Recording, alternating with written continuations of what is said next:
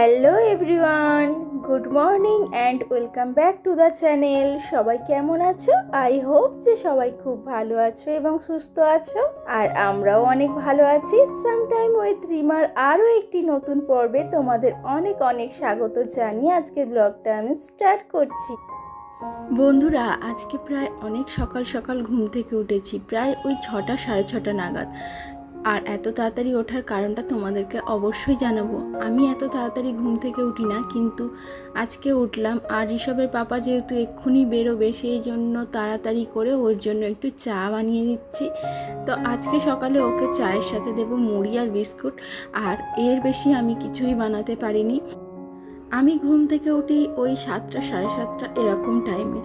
আর আমার শ্বশুরবাড়িতে যে ওই তাড়াতাড়ি ঘুম থেকে উঠতে হবে এরকম কোনো বাধ্যকতা নেই।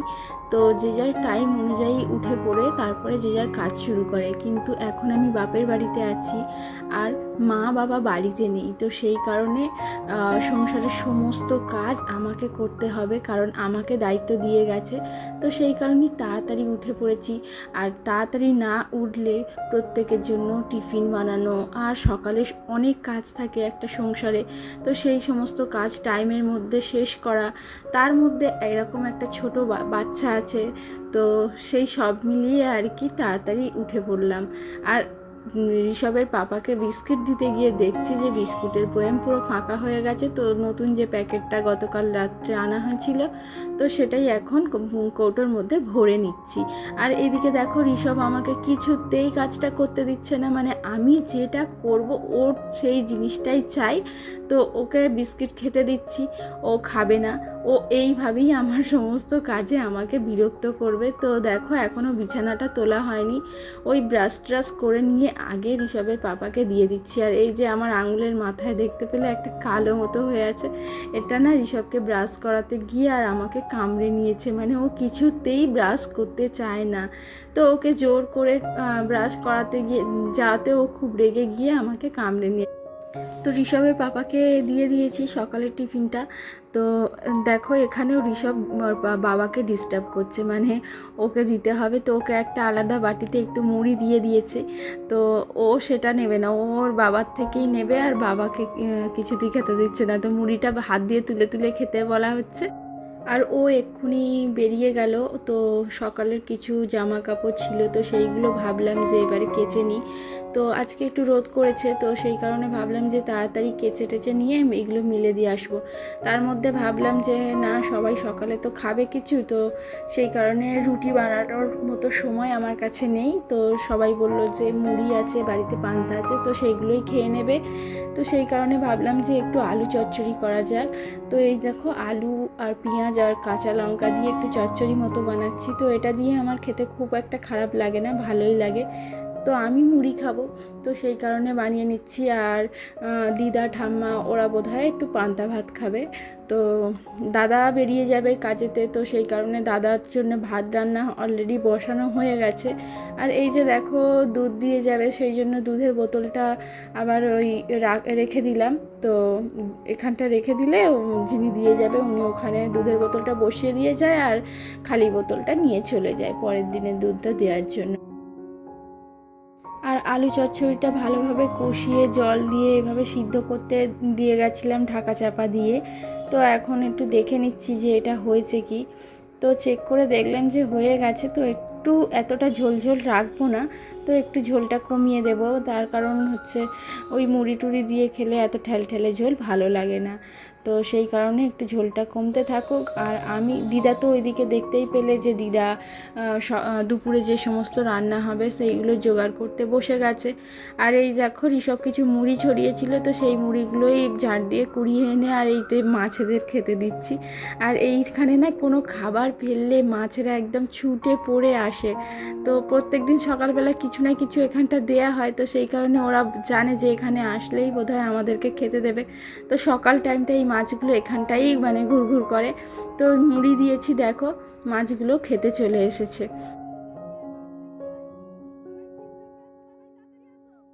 আর এই যে জামা কাপড় কেচে নিয়ে চলে এসেছি ছাদে। তো ছাদে যাচ্ছি শুনে বাবু দেখো একদম আমার আগে আগে দৌড়ে ছুটে চলে এসেছে। তো এত রোদের মধ্যে ওকে নিয়ে আসবো না ভেবেছিলাম, কিন্তু আমার কোনো উপায় নেই। তো ছেলেকে সাথে নিয়েই আমাকে সমস্ত কাজটা করতে হচ্ছে। আর আমার চোখের সামনে থাকলে ও ভালো থাকবে আর আমিও নিশ্চিন্তে কাজটা করতে পারি। তো এদিকে দেখো ও খেলা করছে আর আমি ওর যে সমস্ত জামা কাপড়গুলো কেচে পরিষ্কার করে দিয়েছিলাম, তো সেগুলো এই রোদ্রে দিলে তাড়াতাড়ি শুকিয়ে যাবে। আর গত কয়েকদিন আগে তো খুব বৃষ্টি হয়েছিল, জামা কাপড় কিছুতেই শুকাতে চাইছিল না। আর এরকম রোদ্দুর করলে তো ওই জামা কাপড় রোদ্রে মেলে দেওয়ার 1 ঘন্টার মধ্যে মোটামুটি সমস্ত জামা কাপড় শুকিয়ে যায়। আর আকাশটা দেখে তোমরা নিশ্চয়ই বুঝতে পারছো, একদম শরতের আকাশ, পেঁজা তুলোর মতো মেঘ। খুব ভালো লাগে জানো তো এরকম আকাশ। আর এই যে মা এই শাড়িটা রেখে গিয়েছিল, তো মায়ের শাড়িটাও কেচে দিলাম। তো মা আসলে সে খুশি হয়ে যাবে যে আমার কাজগুলো করে দিয়েছে। না না, এরকম কোনো কথা না, মায়ের সমস্ত কাজ করেই দিই। তো বন্ধুরা এখন সকাল 8টা বাজে আর এত রোদ্দুর পড়েছে, তো জামা কাপড়গুলো ভাবলাম যে রোদেই মেলে দিই। ওই শুরু হয়ে গেছে মাইকের আওয়াজ, চলো তোমাদের সাথে পড়ে। আরে যখনই তোমাদের সাথে ভাবলাম অন ক্যামেরা এসে কিছু কথাবার্তা বলবো, তো তখনই এরকম মাইক এই সমস্ত কিছু বেজে ওঠে। তো মায়েদের বাড়িটা একদম রাস্তার একদম পাশে না, তো এখানে প্রচণ্ড আওয়াজ সারাক্ষণ হতেই থাকে। তো সেই কারণে আর সেভাবে সামনাসামনি অন ক্যামেরায় কথা বলা হয়ে ওঠে না। ওই নির্জন একটি ঘরেতে গিয়ে তারপরে এরকম ভয়েস ওভার দিতে হয় আমাকে। আর আমার না ভয়েস ওভার দিয়ে কথা বলতে খুব একটা ভালো লাগে না। এটাই হয় কি, আমার একটু অসুবিধাই হয়, তার কারণ ছেলেকে ফেলে রেখে এই ভয়েস ওভারটা দিতে হয়। তো সেই কারণে আমার মনে হয় অন ক্যামেরায় যদি কথা বলতে বলতে আমি ভিডিওটা শ্যুট করতে পারি, সেক্ষেত্রে আমার একটু সুবিধা হয়। তো কিন্তু সব সময় আর সুবিধা দেখলে কি হবে বলো। তো বন্ধুরা দেখো, এই বাচ্চা ছেলে সামলে আবার এই ইউটিউব করছি, এতে কিন্তু অনেকটা পরিশ্রম হয়। কিন্তু আমার না অনেক দিনের ইচ্ছা যে এরকম ভিডিও করব। তো সেই কারণে এই যে পরিশ্রমটা হলো, এটা আমার কাছে ভীষণই আনন্দের। তার কারণ আমাকে আমার হাজবেন্ড, আমার পরিবারের সবাই সাপোর্ট করছে এই কাজটা করার জন্য। কেউ আমাকে কোনো অসুবিধায় ফেলছে না। তো সেই কারণে এটা আমি আনন্দের সাথেই করি বলতে পারো। আর এদিকে দেখো, তোমাদের সাথে কথা বলতে বলতে আমার মাছের ঝোল তো প্রায় হয়েই এসেছে, ওই একটু ঝোলটা কমে গেলে নামিয়ে নেব। আর ওদিকে বেগুন দিয়ে চিংড়ি মাছ দিয়ে একটা চচ্চড়ি করছি আর পেঁপে ভাজা তার সাথে করছি। রান্না মোটামুটি কমপ্লিট হয়ে গেছে। আর ভাত রান্না তো সকালে হয়েই গেছিলো, আর ফ্রিজে তরকারি ছিল সেটা দিয়ে দাদাকে আর কি খেতে দিয়ে দিয়েছি। আর এদিকে দেখো চিংড়ি মাছগুলো ভাজা হয়ে গেছে আর বেগুনগুলো এভাবে আগে ভেজে নিয়েছি। আর এই যে ঝোলটা একটু ফুটে উঠলে বেগুন আর চিংড়ি মাছটা ওর মধ্যে দিয়ে দেব। আর আলু একদমই কম দিয়েছি, তার কারণ চচ্চড়ি বিশেষ কেউ খাবে না। তো দেখো এখন আমি চেক করে দেখে নিচ্ছি যে আলুটা সিদ্ধ হয়েছে কি। তো আলুটা মোটামুটি ওই 80% মতো সিদ্ধ হয়ে গেলে তার মধ্যে ওই বেগুন আর চিংড়ি মাছটা দিয়ে দেবো। তো এরকম চচ্চড়ি খেতে না খুবই ভালো লাগে। আর বেগুনের মধ্যে টমেটো দিলে এই চচ্চড়িটা আমার আরও ভীষণ ভালো লাগে। টমেটো না থাকলে না চচ্চড়িটা খুব একটা টেস্টি লাগে না। তো চচ্চড়িটা খেতেও খুব সুন্দর হয়েছিল বন্ধুরা, তোমরাও এরকমভাবে ট্রাই করে দেখতে পারো। তো বন্ধুরা অনেকটা টাইম পরে আবার আসলাম। দুপুরের খাওয়া দাওয়া কিছুই তোমাদের সাথে শেয়ার করিনি। তো দুপুরে তাড়াতাড়ি করেই খেয়ে নিয়েছিলাম, কারণ ঋষভকে যখন খাওয়াতে বসেছিলাম তখন ও অলরেডি ঘুম পড়ে যাবে এরকম অবস্থা। তো সেই কারণে আমি ওই তাড়াতাড়ি করে খেয়ে নিয়ে আগে ওকে ঘুম পাড়িয়েছি।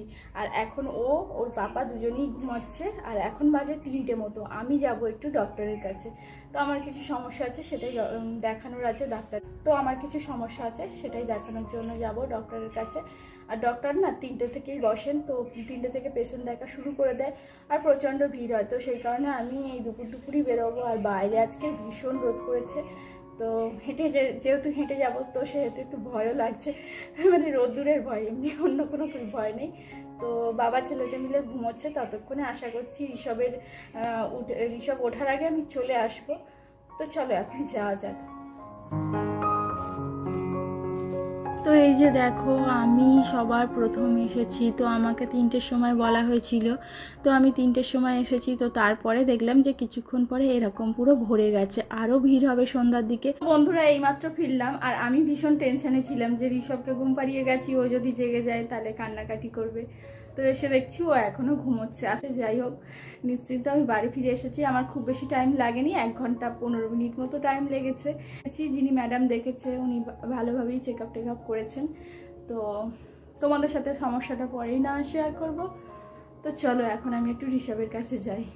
এই যে দেখো ওখানে আজকে কি ছিল বলতে পারবো না, তো সেই ওখান থেকেই দেখো আমাকে এই যে লিচি ড্রিঙ্কটা এটা দিয়েছে, আর এই যে কেকটা মফিন কেকটা এটাও দিয়েছে। তো এটা আমি এসে ওটা ঠান্ডা ছিল বলে টেবিলের মধ্যে রেখে দিয়েছিলাম। তো ঋষভ দেখে দেখো বায়না করছিল, তো ওকে একটু খেতে দিয়ে দিলাম।